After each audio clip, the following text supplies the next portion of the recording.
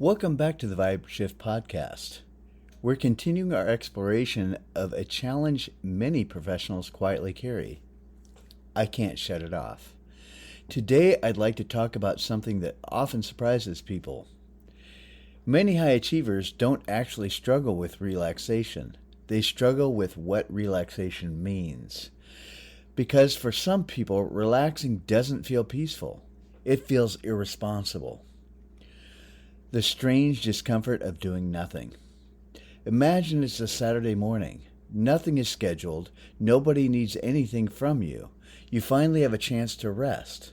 So you sit down, and within minutes, something starts happening.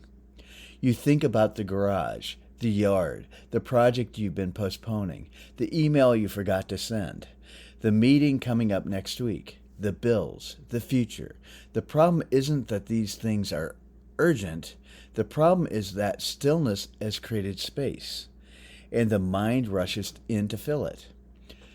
Most people assume that means they're stressed. Sometimes they are, but often something deeper is happening. The productivity gap. Many of us were praised for achievement long before we understood ourselves. We learned that accomplishment creates approval, performance creates recognition, being useful creates value. Nobody sat us down and taught us that directly. Life taught us, school taught us, work taught us, society taught us. Little by little, productivity stopped being something we did. It became evidence that we mattered. And that is where things get complicated. Because if your value becomes tied to your productivity, rest begins to feel dangerous. Not logically, emotionally.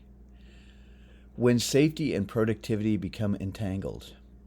Most people think safety means physical safety, but the nervous system experiences safety in many ways. Acceptance feels safe. Belonging feels safe.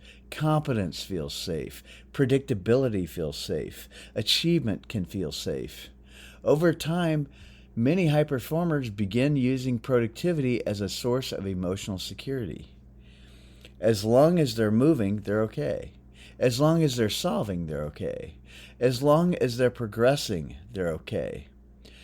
But the moment movement stops, discomfort appears, not because rest is dangerous, but because rest removes the distraction. The addiction nobody talks about. We often hear about addiction to substances. We rarely talk about addiction to momentum. But momentum can become intoxicating.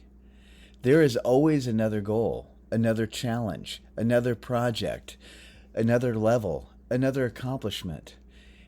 And because achievement temporarily relieves anxiety, the mind learns a powerful lesson. When I feel uncomfortable, do something. Anything. Work, plan, research, organize, improve, solve. The activity creates relief. The relief reinforces the activity. And eventually, stillness begins to feel foreign. Why vacations sometimes fail. Have you ever noticed that some people need several days before they can actually relax on vacation? The first few days aren't restful. They're uncomfortable. The body arrives before the mind does.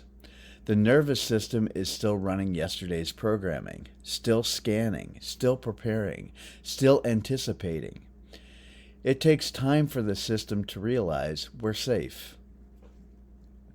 Many people never make this connection. They assume they're bad at relaxing. In reality, they're simply experiencing years of conditioning. A different possibility. What if rest isn't something you earn? What if rest is something you require? What if slowing down isn't laziness? What if it's maintenance? What if the same wisdom that tells you to recharge your phone should also apply to your mind? Most professionals understand maintenance intellectually, but they rarely experience that understanding towards themselves. Closing reflection. If relaxing feels uncomfortable, It does not mean that you're doing it wrong. It may simply mean that you've spent years teaching your nervous system that movement equals safety. And today, you have the opportunity to begin teaching it something new. That you can be safe without producing, valuable without performing, worthy without achieving, and whole without fixing anything at all. Closing. Until next time, remember, the goal isn't to stop achieving. The goal is to discover that your worth was never dependent on achievement in the first place. The Vibrational Stage Podcast Preview. On this week's Vibrational Stage Podcast, we've taken this conversation much deeper. We've explored the hidden emotional rewards of staying busy, why achievement can become a source of psychological safety, and how many professionals unknowingly become dependent on momentum itself. We'll also examine why some people struggle to enjoy weekends, vacations, or quiet moments, not because they don't want peace, but because peace feels unfamiliar. Most importantly, we explore how to begin teaching the nervous system that safety doesn't require constant productivity. How the Stage Podcast differs. The Vibe Shift podcast is designed to help you recognize patterns that may be operating beneath your daily experience.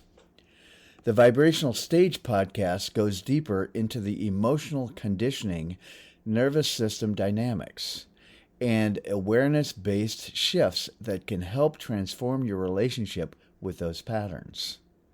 Recognition is the beginning. Embodiment is where change occurs.